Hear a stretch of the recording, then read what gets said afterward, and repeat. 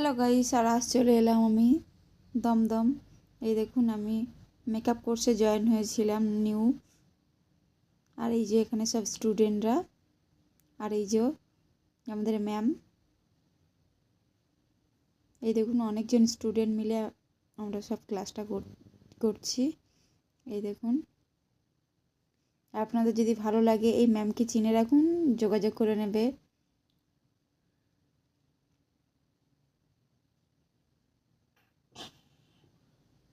আর ma'am খুব সুন্দর কথা বলে গুছিয়ে।